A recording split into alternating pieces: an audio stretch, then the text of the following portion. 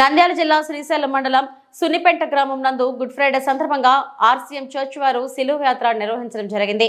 ఈ యాత్రలో పాస్టర్ శ్రీవరాజు మరియు సంఘ పెద్దలు సంఘస్థులు పాల్గొని యేసుక్రీస్తు ప్రభువారు సిలువపై పలికిన 7 మాటలను గ్రామంలోని వివిధ కూడల వద్ద ప్రజలకు వివరించడం జరిగింది.